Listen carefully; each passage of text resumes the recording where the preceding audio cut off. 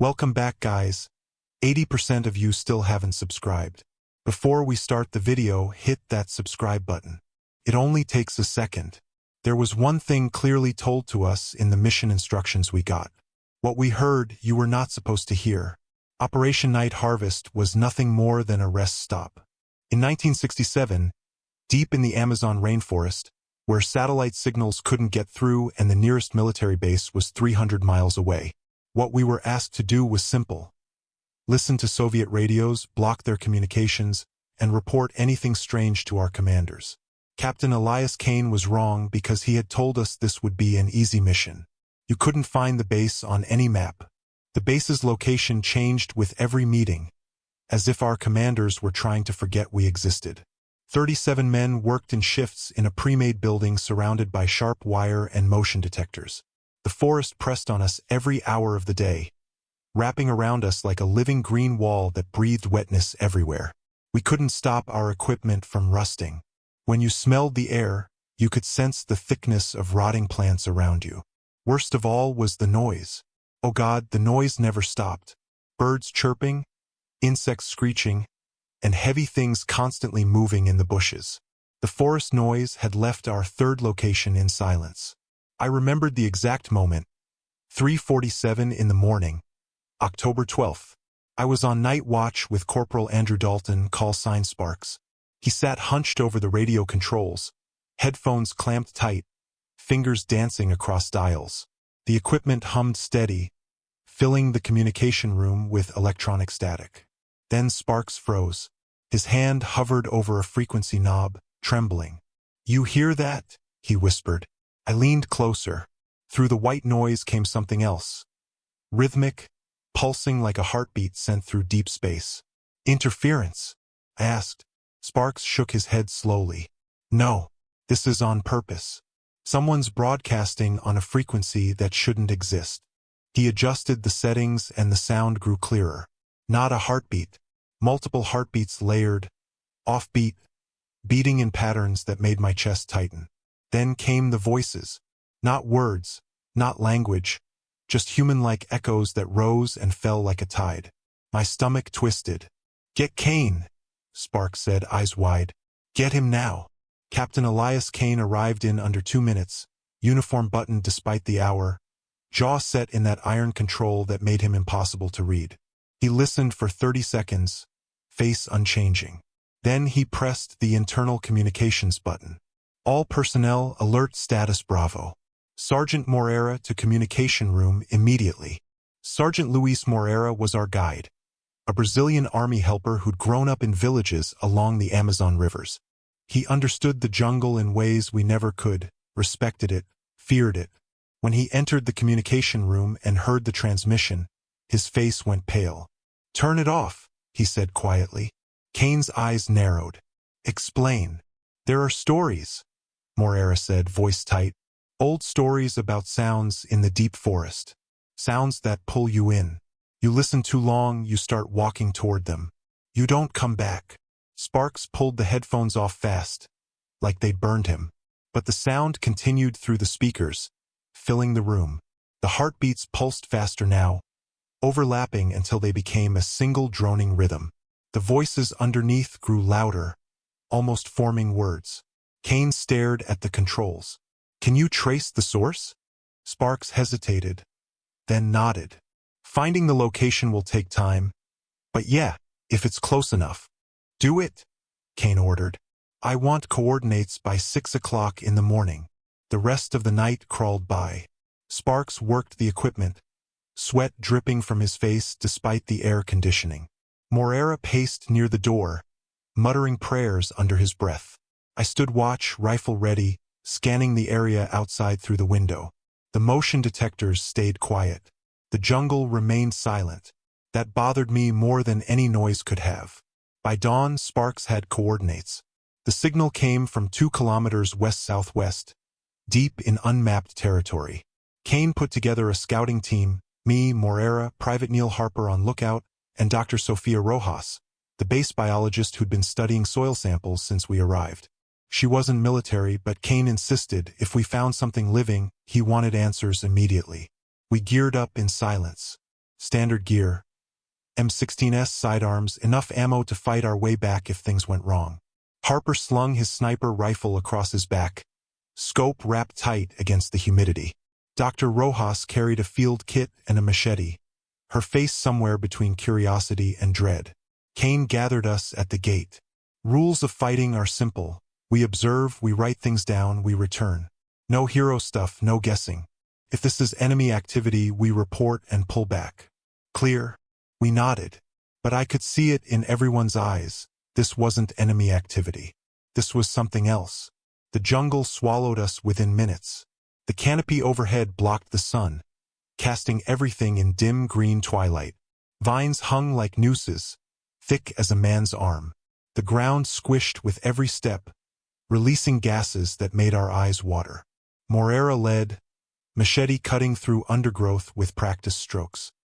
He moved like the forest was an extension of himself, reading signs in broken branches and disturbed soil. Stay tight, he warned. Jungle doesn't forgive mistakes. We pushed west, following Spark's coordinates. The silence continued. No birds, no insects, not even the rustle of small animals running from our approach. Just our breathing, our footsteps, and the distant pulse of that transmission bleeding through Spark's portable receiver clipped to his vest. After an hour, Harper raised his fist. We froze. He pointed ahead and I saw it, shapes in the undergrowth. Tall, thin, evenly spaced. At first I thought they were trees. Then my vision adjusted. They were structures, wooden poles maybe 10 feet high, arranged in a circle around a clearing. Vines covered them, but underneath I could see carvings, symbols. Not tribal, not military, just geometric patterns that hurt to look at too long. In the center of the circle sat a mound of earth, perfectly round, topped with stones arranged in rings going around and around. Dr. Rojas moved forward slowly, eyes wide. This isn't natural. Kane scanned the area.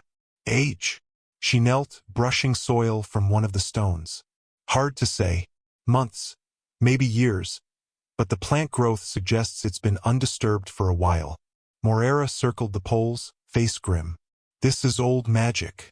Older than the tribes I know. We shouldn't be here. Kane ignored him. Sparks? Signal strength? Sparks checked his receiver, face pale. Stronger. Much stronger. Whatever's broadcasting, it's close. Real close. I felt it then. A vibration in my chest like standing too near a loudspeaker. The heartbeat transmission wasn't just sound anymore. It was pressure, physical and wrong, pushing against my rib cage from the inside.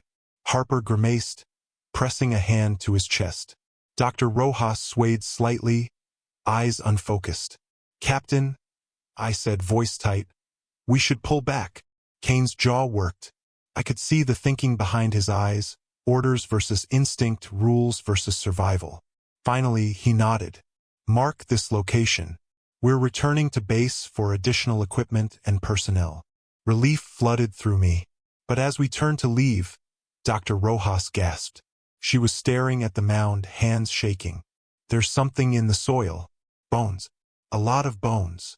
Kane's hand went to his sidearm. What kind? She crouched, digging carefully with gloved hands. When she pulled the first piece free, my stomach dropped. It was a rib bone, human-sized, but the structure was wrong. Too porous, too light, with ridges that didn't match any body parts I'd seen. She kept digging, pulling more pieces free. A thigh bone with joints that bent wrong, spine bones with too many connection points, a skull piece with eye sockets positioned at an angle that made my head hurt. This isn't human, she whispered. But it's not animal either. Something else. Something in between. The vibration in my chest got stronger. The heartbeat sounds grew louder, no longer coming from Spark's receiver, but from the mound itself. The stones on top began to hum, shaking with the transmission. Moreira backed away, weapon raised, eyes wide with recognition. We need to leave, he said urgently. Now. Kane didn't argue. Move out. Double time. We ran. The jungle pressed closer, vines reaching like fingers, roots rising to trip us. Behind us, the humming grew into a roar and the ground trembled beneath our boots. I didn't look back. None of us did. We just ran until the base came into view, sharp wire gleaming through the trees. At the gate, Kane locked it behind us personally, breath ragged. He pressed the base-wide communications button. All personnel, condition red. No one leaves the area without direct permission. Sparks, kill that frequency. I don't want to hear it again. But as we stood there, chests heaving, I realized something that made my blood run cold. The jungle was still silent, and underneath that silence, faint but growing, came the heartbeat. Not from the forest, not from the equipment, from inside the base. Kane heard it too. His face went gray. Secure all entry points. Full lockdown.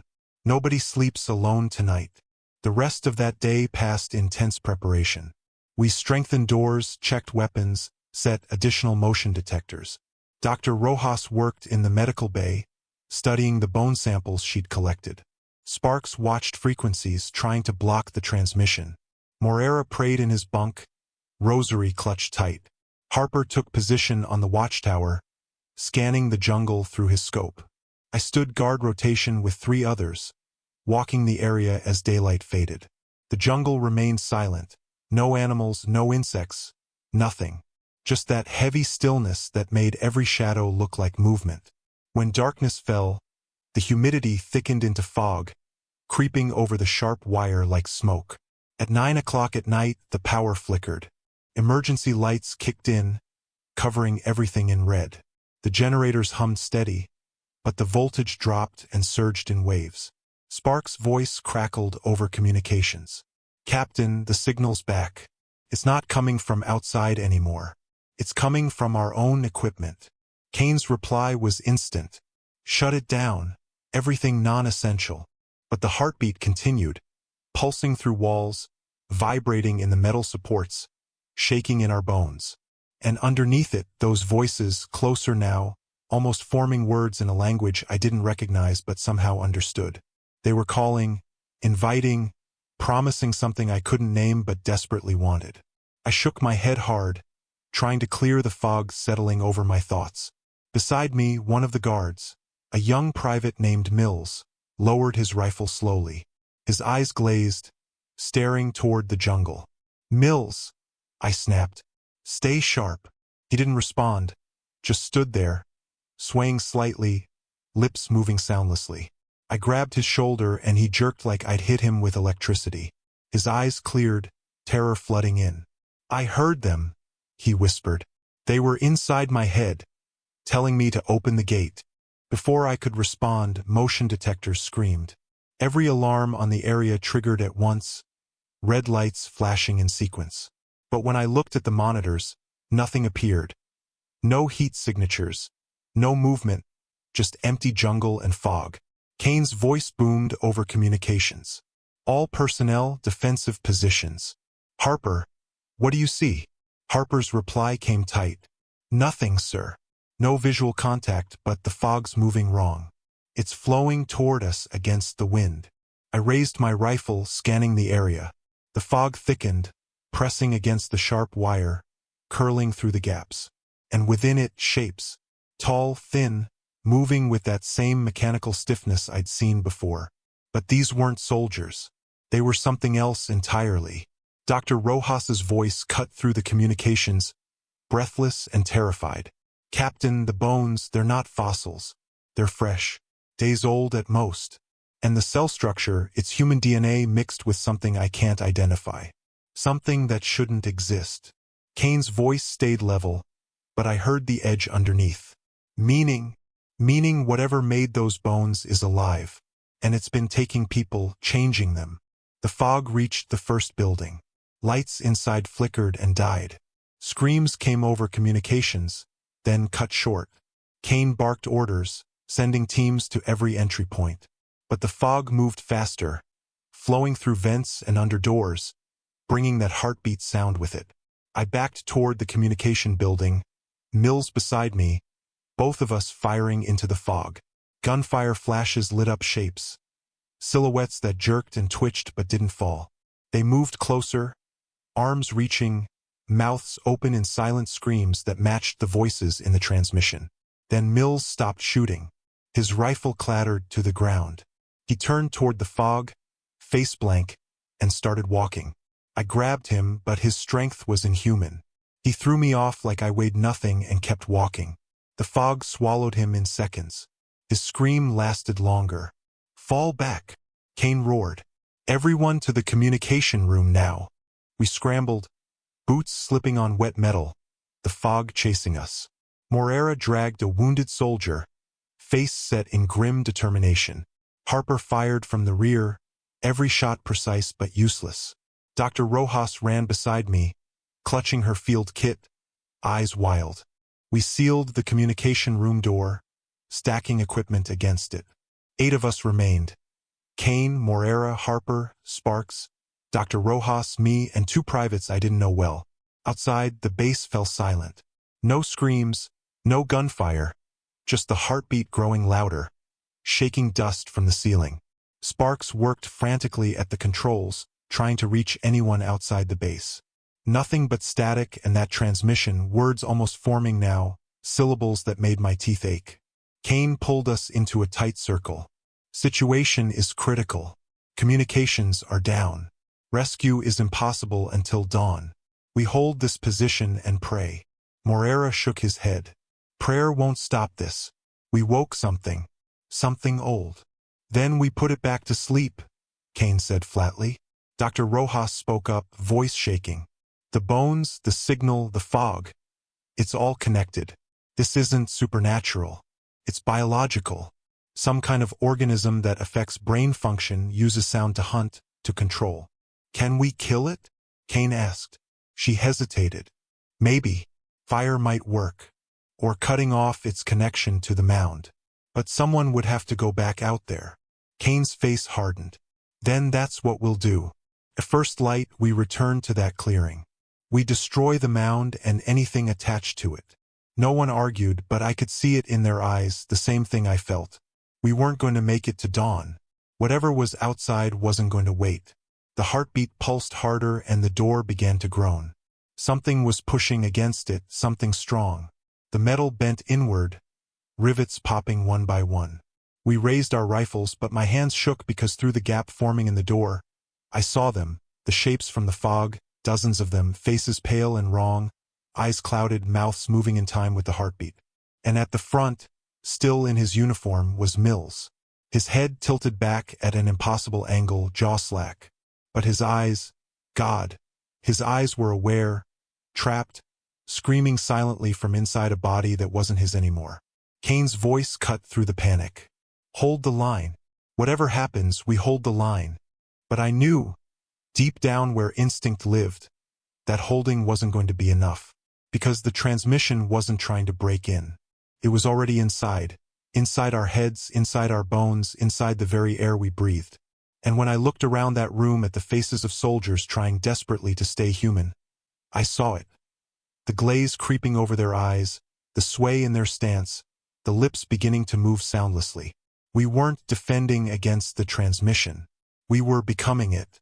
And somewhere in the jungle, in that clearing with the mound and the bones, something ancient and patient waited. Because it knew what we were just beginning to understand. The signal wasn't a call for help. It was a call to join. And once you heard it, really heard it, you couldn't unhear it. You could only answer. The door burst open and Mills stepped through. Behind him, dozens more, all wearing faces we recognized. Our brothers, our friends, all gone, replaced by something wearing their skin. Kane fired first, rounds tearing into Mills's chest. He staggered but kept coming, that terrible awareness still burning in his eyes. Then Sparks screamed, hands clamped over his ears, and I knew the transmission had finally broken through. And we were next. Kane emptied his magazine into Mills, but the body kept advancing, jerking with each impact like a puppet on strings. Behind him, the others poured through the door, faces blank, eyes clouded, but aware. Trapped souls screaming from inside prisons of flesh. Harper fired controlled bursts, dropping 3 figures. They hit the ground, twitched once, then pushed themselves up with movements that bent joints wrong. Moreira backed into the corner, rosary wrapped around his knuckles, muttering prayers that couldn't drown out the heartbeat pulsing through the walls. Sparks collapsed, hands still clamped over his ears, blood seeping between his fingers. The transmission had pierced through whatever mental wall he'd been holding.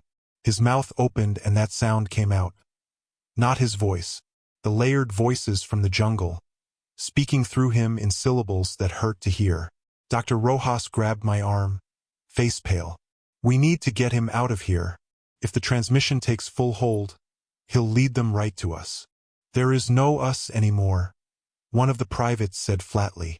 He lowered his rifle, eyes glazing. Don't you hear it? They're calling us home. Kane spun, weapon raised. Private, stand down. But the private just smiled, dropped his weapon and walked toward Mills. The infected parted, letting him through like he'd always belonged. He turned back once, that terrible smile still fixed on his face, then disappeared into the fog beyond the door. Seal it, Kane roared. Now! We slammed the inner security door, a reinforced steel barrier designed to withstand explosives. It shut with a hissing sound, cutting off the infected. But the heartbeat continued, vibrating through metal, through concrete, through bone. And underneath, Sparks kept speaking in that chorus of voices, words almost forming now. Kane grabbed him by the vest, shaking hard. Corporal, report. Give me a status report. Sparks' eyes rolled back, then forward, focusing on Kane with an expression that wasn't quite human anymore. The source isn't the mound. The mound is just amplification. The source is beneath, miles beneath. Something old. Something waiting. Waiting for what? Dr. Rojas asked, voice tight. Sparks' head tilted, neck bending at an angle that made my stomach turn. For us, it's been calling for decades. Every military base within 500 miles, every research station, every village. Sending the signal, waiting for enough minds to open the door. Kane released him, face hard. What door? But Sparks just laughed. A broken sound that overlapped with dozens of other voices. Then his eyes cleared for just a moment, the real Sparks surfacing. Sir, kill me, please, before it uses me to. The transmission surged and Sparks seized, body arching. When he straightened, the awareness was gone. Just that terrible smile and the voices pouring from his throat. Kane raised his sidearm, hand steady despite everything. One shot, clean. Sparks dropped, the voices cutting off mid-syllable. Silence hit us like a physical blow. Then the pounding started, dozens of fists hammering against the security door, rhythmic and relentless. The metal groaned but held. For now. How long? Kane asked, voice flat. Harper checked the door mechanism. Doors rated for 24 hours under sustained assault. But that assumes normal force.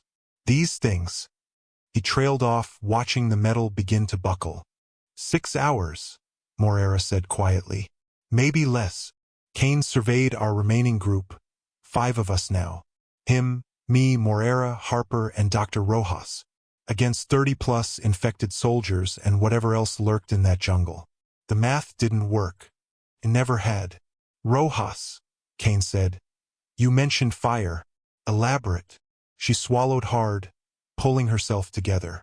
The organism, whatever it is, uses biological matter as nodes. The bones, the bodies, they're all connected through a network in the soil like a fungal colony. Fire would disrupt the connections, potentially cut off the transmission at its source. The mound, I said. She nodded. If we destroy it completely, burn it to ash, we might break the signal's hold on the infected. Kane's jaw worked. Might. It's all we have. He was quiet for a long moment, listening to the pounding on the door, to the heartbeat that had become the rhythm of our prison. Finally, he looked at each of us in turn. There's an equipment shed on the east edge. Contains flamethrowers, thermite charges, everything we'd need. It's 50 meters from this position, through open ground currently occupied by hostile forces. Suicide run, Harper said bluntly. Yes, Kane agreed. But if even one of us reaches those supplies and gets to the clearing, we have a chance. A small chance, but more than we have sitting here. Moreira crossed himself. I'll go. I know the jungle. I can find the clearing in the dark. No, Kane said. You're our guide. If the rest of us fall, you're the only one who can get back to civilization and warn them. He looked at Harper. You're our best shot. You provide cover from the tower if we can reach it. Harper nodded, face grim. Kane turned to me and Dr. Rojas. You two make the supply run. I'll draw their attention. Give you an opening. Sir, I started. That's an order, soldier. The pounding intensified. Cracks appeared in the door's weld points. We didn't have time to argue. Kane moved to the door controls, hand hovering over the release. On my mark, you run. Don't look back. Don't stop. Clear. We readied ourselves. Harper positioned at the window, rifle aimed at the tower. Dr. Rojas checked her sidearm with shaking hands. Moreira muttered one final prayer. I gripped my rifle and tried not to think about Mills's face, about that trapped awareness screaming silently. Mark, Kane said, and hit the release. The door opened and hell poured through. Infected surged forward, but Kane was already moving, firing full auto, drawing them toward him. He screamed, a wordless roar of defiance that cut through the heartbeat. They came at him like moths to flame. We ran, boots hammering metal grating, lungs burning, the fog thick around us. Harper's rifle cracked from somewhere behind, precise shots dropping infected that turned our way. But there were so many, too many. An infected soldier lunged from the fog. I fired point blank, saw the recognition in its eyes as it fell. Someone I'd shared food with, someone whose name I couldn't remember through the panic. Dr. Rojas stumbled. I grabbed her, pulling her forward. The equipment shed emerged from the fog, door hanging open. We crashed through, slamming it behind us. Inside, racks of weapons, ammunition. And there, mounted on the wall, 2 flamethrower units and a crate of thermite charges. Help me? Dr. Rojas gasped, pulling a flamethrower down. Her hands fumbled with the straps. I grabbed the second unit, muscle memory taking over. Fuel tank secured. Ignition system checked. Pressure valve open. The weight settled across my shoulders, familiar and terrifying. Outside, gunfire continued. Kane was still fighting, still buying us time. We loaded thermite charges into our vests, as many as we could carry. Dr. Rojas found a demolition pack, timer already attached. For the mound, she said, in case the fire isn't enough. I nodded, unable to speak. My throat was too tight. We were going back out there, into the fog, into the infected, toward something ancient and hungry that had been calling for decades. The door shuttered. They'd found us. Dr. Rojas met my eyes, and I saw the same terror I felt reflected there. But underneath something else. Determination. We'd heard the transmission. We'd felt it pulling at our minds. But we hadn't answered. Not yet. For Mills, she said quietly. For all of them, I replied. We opened the door and became fire. The flamethrowers roared, twin streams of liquid flame cutting through the fog. Infected ignited instantly, their bodies going up like kindling. They didn't scream, just burned. That terrible awareness finally fading from their eyes as the flames consumed them. We pushed forward, back to back, sweeping arcs of fire. The fog pulled back from the heat, revealing the full horror of what the base had become. Bodies everywhere, some still moving, crawling with limbs that no longer worked right. The walls were covered in that same geometric pattern from the poles in the clearing, carved into metal with bare hands, fingers worn to bone. Harper's voice crackled in my earpiece, weak but alive. Tower secured. You've got a clear path west. Kane's down, but he took at least 15 with him. My chest tightened, but there was no time to process grief. We moved west, following the path Kane had cleared with his life. The jungle waited beyond the sharp wire, fog thick between the trees, pulsing with that heartbeat rhythm. Moreira's voice came through communications. I'm tracking you. When you hit the jungle, follow the red marker lights. I'm laying them from the tower position. Copy? I said, throat raw from smoke and fear. We reached the fence. The gate hung open, torn from its hinges.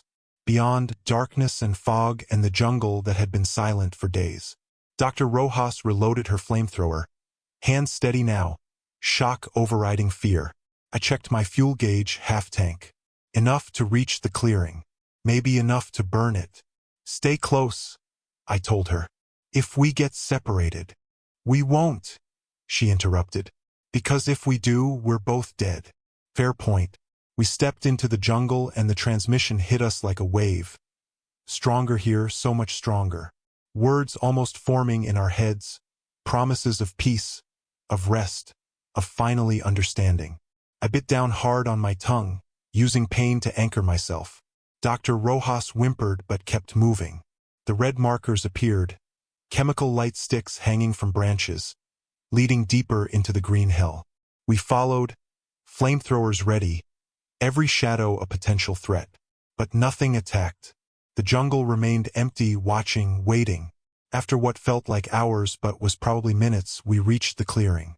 The poles stood as before, but now they pulsed with bioluminescence, glowing pale blue in the darkness.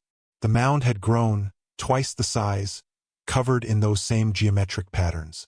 And the bones, God, there were so many bones now, scattered around the base, fresh and gleaming. Dr. Rojas knelt, examining them with her light. These are from our men.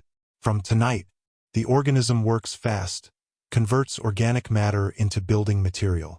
For what? I asked, though I dreaded the answer. She pointed at the mound. For that. It's not a mound. It's a structure. A gateway. I looked closer and saw she was right. The stones on top weren't random. They formed an opening, a hole leading down into darkness. And from that hole came the heartbeat, so loud now it made my vision swim. Thermite charges, Dr. Rojas said. All business. We plant them around the area. Set the timer, then burn everything above ground. The combination should collapse the structure and seal the opening. And if it doesn't? She met my eyes. Then we were already dead. We moved fast, planting charges at the base of each pole, around the mound, anywhere the ground looked disturbed. The transmission screamed in our heads now, no longer calling, but demanding. My hands shook so hard I nearly dropped a charge. Dr. Rojas caught it, finished the placement, her face set in grim concentration. As I placed the final charge, movement caught my eye, figures emerging from the jungle. Not infected soldiers. These were different, taller, thinner, with body shapes that weren't quite human. The source material for those bones. The things that had been changed so completely they weren't people anymore, just vessels for the transmission. We're out of time, Dr. Rojas said, setting the demolition timer. 60 seconds. That's not enough time to get clear, I said. I know. We stood there, flamethrowers raised, as the figures closed in, 20, maybe 30 of them, moving with that same jerking puppet motion. But their faces, twisted and wrong, still held recognition, still held the memory of who they'd been. One of them was Mills, or what Mills had become. His body stretched, bones lengthened, skin pulled tight over a frame that stood nearly 8 feet tall. But his eyes, clouded and distant, still held that trapped awareness. I'm sorry, I whispered. Then I pulled the trigger and we became fire once more. The flamethrowers roared, consuming the figures, consuming the poles, consuming everything. The heat was immense, driving us back, but we kept firing, kept burning until our fuel tanks ran dry. The timer hit 0. The thermite charges exploded in sequence, white-hot chemical fire that made our flames look like candles. The poles collapsed, the mound cracked, and the hole, that terrible opening into darkness, sealed shut with molten earth. The heartbeat stopped, just stopped. Silence crashed over us, so sudden and complete it felt like deafness. The figures that were still moving collapsed, strings finally cut. The fog began to lift, pulled away by morning wind we hadn't felt in days. Dr. Rojas dropped to her knees, sobbing. I stood there, numb, watching the clearing burn. We'd done it. We'd actually done it. Harper's voice crackled through communications, shaky with relief. I see smoke. You guys alive? Yeah, I managed. We're alive. Morera's on his way to you. Command finally broke through the interference. Rescue inbound.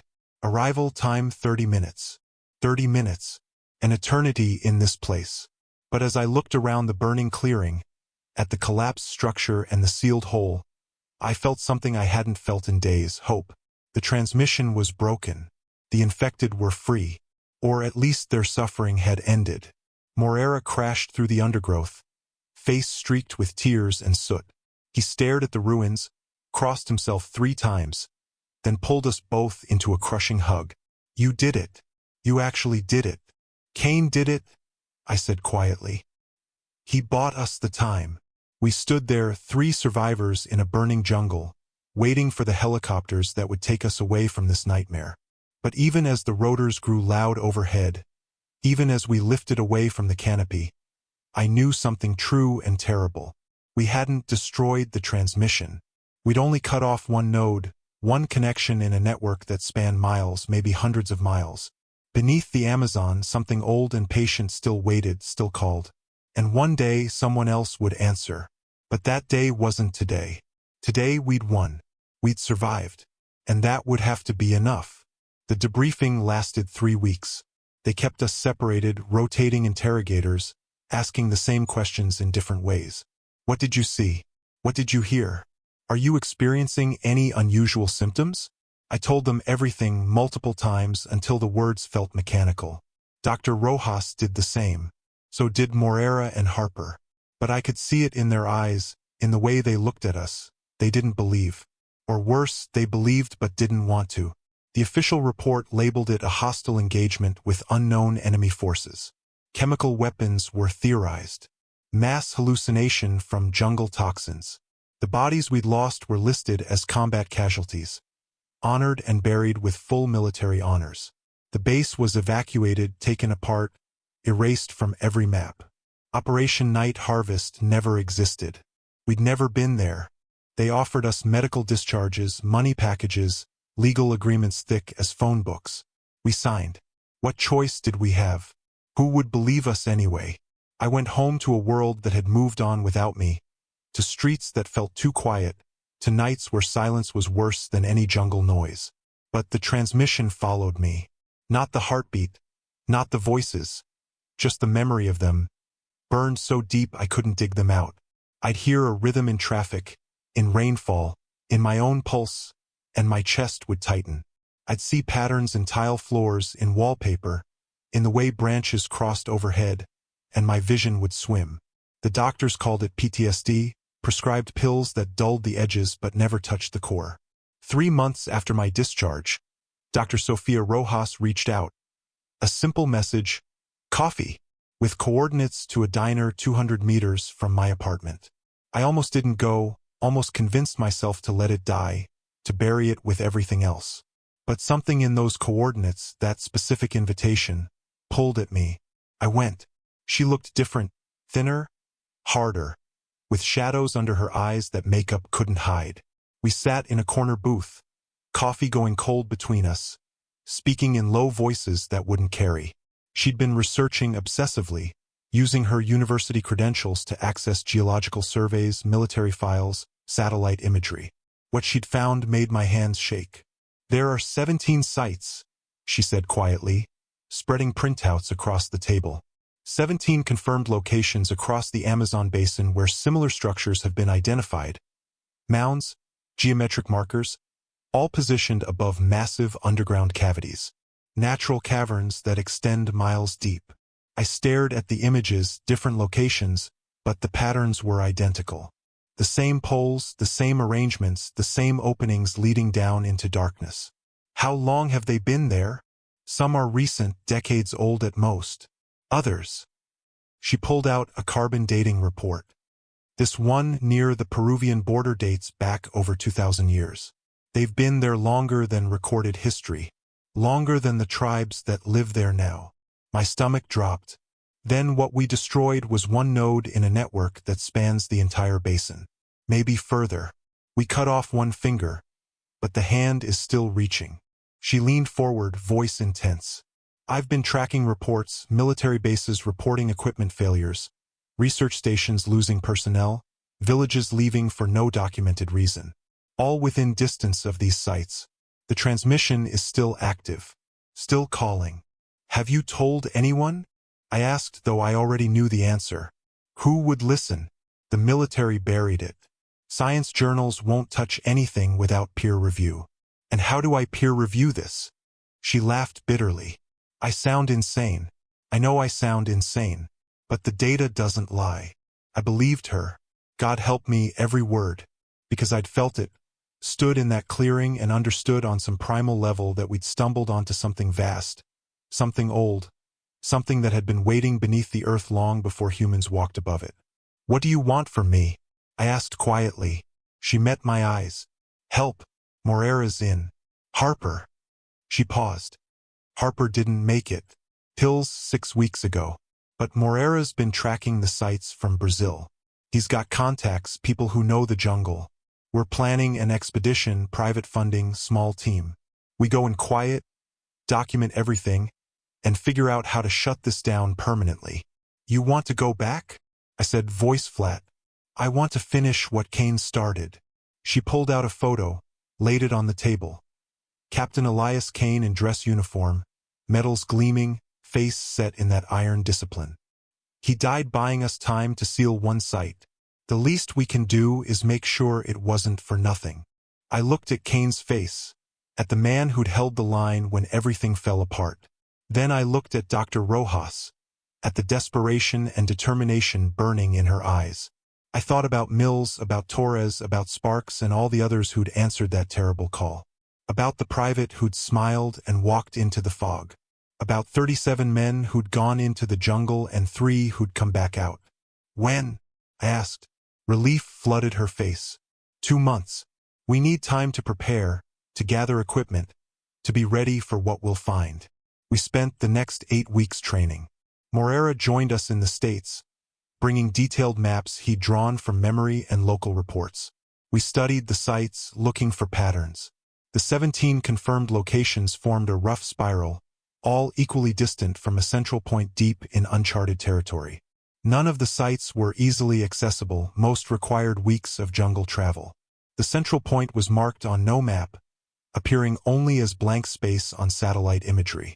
That's where we go, Moreira said, tapping the center. The source. We destroy that, maybe we destroy them all. Maybe. That word carried so much weight. Because we didn't know what we'd find there. Didn't know if it could be destroyed. Didn't know if we'd come back.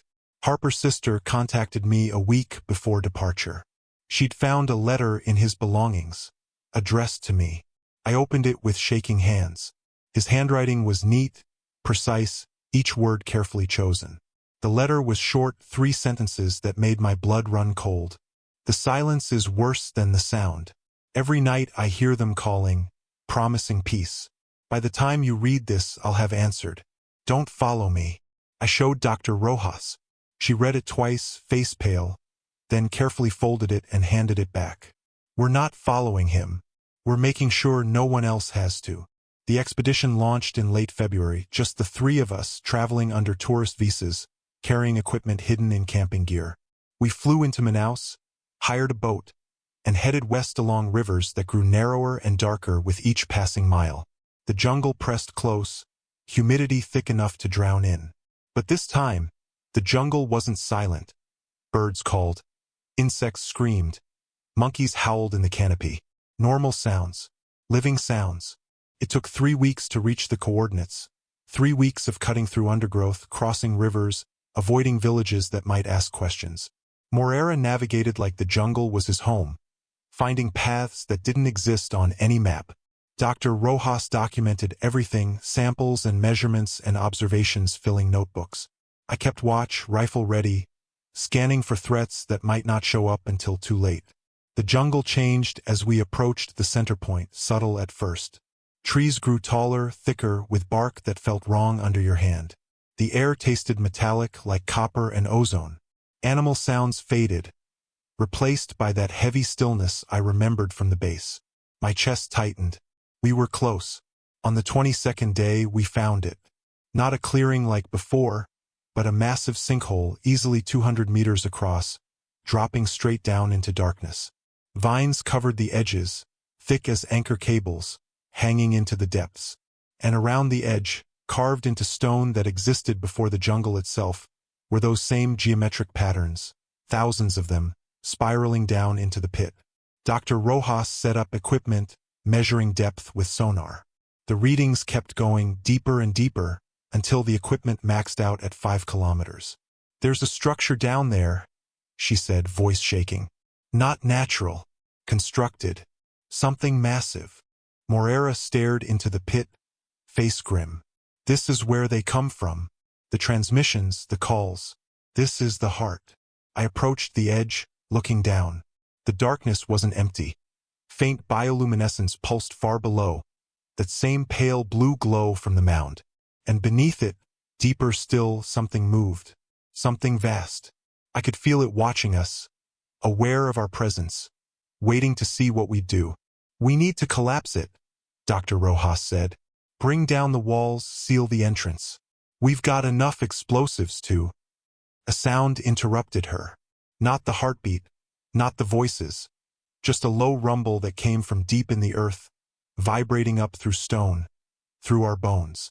The ground trembled. Rocks skittered over the edge, disappearing into darkness. The bioluminescence flared brighter. "It knows we're here," Moreira whispered. We worked fast, placing charges around the sinkhole's edge, setting timers, our hands shaking with urgency and fear. The rumbling continued, growing stronger. Cracks appeared in the stone, spreading like veins. Something was rising, coming up to meet us. Dr. Rojas finished the last charge, hands bloody from rough stone. Timers set. 15 minutes. We need to be at least a kilometer away when this goes off. We ran, crashing through undergrowth, leaping over roots, the rumbling chasing us. The jungle screamed.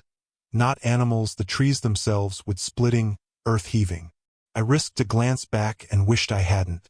The sinkhole was expanding, walls crumbling inward, something massive pulling itself up from the depths. I couldn't see details, just shape, just size, just the terrible understanding that we'd woken something that should have stayed sleeping. The charges exploded. Even at a kilometer away, the blast wave knocked us flat. Thunder rolled across the jungle, echoing for miles. Birds exploded from the canopy in clouds of panicked flight. Then silence, heavy, complete, absolute. We waited, not daring to breathe. Minutes passed. The silence held. Finally, Moreira stood, moving back toward the blast site. We followed, weapons ready, every nerve on edge. The sinkhole was gone. Collapsed completely, filled with millions of tons of earth and stone.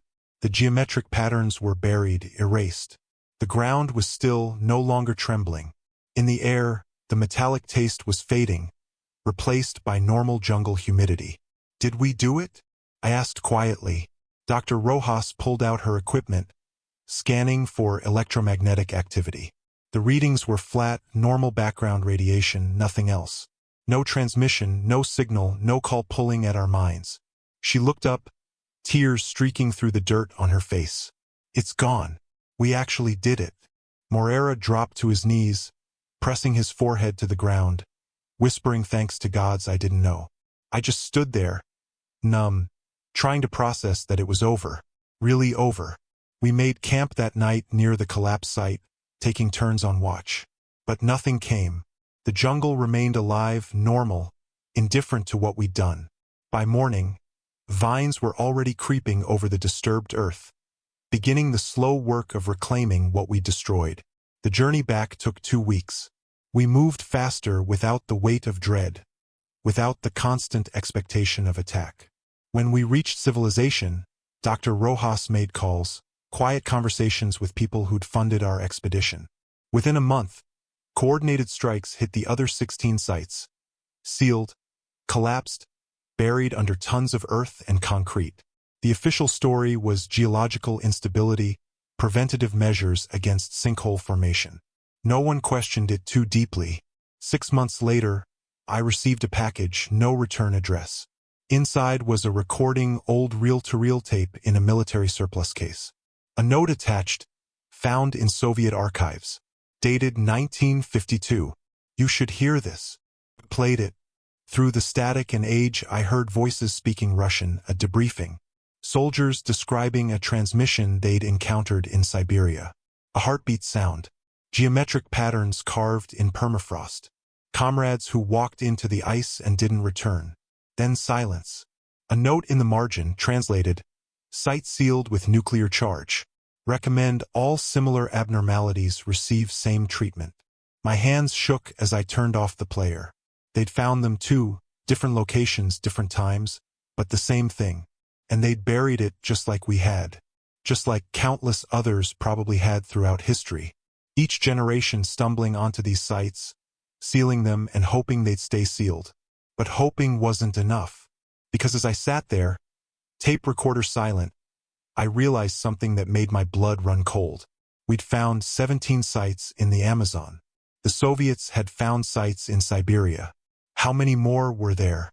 How many remained undiscovered, calling silently from beneath mountains, beneath oceans, beneath cities built unknowingly on top of them? Dr. Rojas called that night. She'd received the same tape. "We need to keep looking," she said. "Document every site, seal every opening. It's not over." She was right. It wasn't over. Maybe it never would be. But that day in the jungle, when the charges went off and the ground stopped trembling, we'd won a battle. We'd silenced one call in a chorus that spanned the planet. And sometimes that's all you can do. Fight the battles you can reach, seal the doors you can find, keep the darkness at bay one site at a time. I think about Cain sometimes, about his iron discipline, his willingness to buy us time with his life. I think about Mills, trapped and aware as something else wore his skin. I think about Harper, who couldn't live with the silence after hearing that sound. They deserved better than to be forgotten, to have their sacrifice buried in classified files and false reports. So I'm telling you now, this story, these events, not as entertainment, not as fiction, but as warning. Because somewhere right now, beneath your feet or across the ocean or deep in some jungle not yet mapped, they're still there, still waiting, still calling. The transmission isn't one thing. It's many things, connected through networks older than our species, operating on timescales we can barely comprehend. And if you ever find yourself in a place that's too quiet, where the patterns on the walls hurt to look at, where the ground hums with rhythms that match your heartbeat, walk away. Don't investigate. Don't try to understand. Just leave and seal it behind you if you can. Because some doors should never be opened. Some calls should never be answered. We survived Operation Night Harvest, 3 out of 37. Those aren't good odds. But we lived to fight again, to find and seal the source, to stop the transmission at its heart. That has to count for something. That has to mean something. The jungle is quiet now where we fought. Normal quiet, full of life and sound and chaos. The mound is gone. The opening is sealed. The bones are buried under earth that will hold them for centuries. We did that. We made it right as much as it could be made right. But late at night, when the world goes still, I sometimes hear it. Faint, distant, like a memory that won't fade. The heartbeat, the voices, not calling me anymore, just reminding me they're out there, waiting, patient. And I wonder how many others hear it too. How many are listening right now, in the quiet hours before dawn, wondering if they should answer. Don't answer. Please. Whatever you hear, whatever it promises, don't answer. Learn from Mills, from Torres, from Harper. Learn from the 34 men who didn't come home. The silence after the transmission ends is hard to bear. But it's better than the alternative, better than becoming a vessel for something that wears your face and speaks with your voice but isn't you anymore. This is my testimony, my warning, my memorial to the men who died in a jungle hell that officially never existed. Captain Elias Kane. Sergeant Luis Moreira made it out with me but carries scars I can't see. Dr. Sofia Rojas fights this battle in her own way, hunting these sites with the dedication of someone who understands what's at stake. Private Neil Harper, who found peace the only way he could. And Corporal Andrew Dalton, Sparks, who gave us the information we needed even as it destroyed him. Remember them. Remember what they fought. And if you're watching this in the quiet hours, if you're alone and the silence feels heavy, know that you're not imagining it. The transmission is real. The sites are real. And somewhere, People are fighting to keep you safe from things you'll never know existed. We're still out here, still sealing doors, still fighting battles in jungles and deserts and frozen wastes. Not for glory or recognition, not for anything that will ever appear in history books, just to make sure that when you lie down at night, the silence stays silent. That the heartbeat you hear is only your own. Operation Night Harvest ended in 1967. But the war continues. And it will continue long after I'm gone. Because some things are older than us, stronger than us, patient beyond measure. All we can do is hold the line, one day at a time, and hope that somewhere down the centuries, someone finds a way to end this permanently. Until then, we watch, we listen, we seal the doors, and we survive. That's all I've got.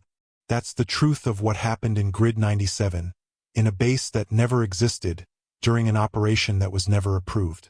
37 men went in. 3 came out. The numbers speak for themselves. If you're still watching, if you made it this far, do me a favor, look up Operation Night Harvest. You won't find it. It's been erased, buried, classified beyond black. But that doesn't mean it didn't happen. That doesn't mean the threat is gone. Keep your eyes open. Stay aware. And if you ever encounter something that feels like what I've described, report it. Tell someone. Don't let it spread. We can't fight what we don't acknowledge. And the first step in winning this war is admitting it exists.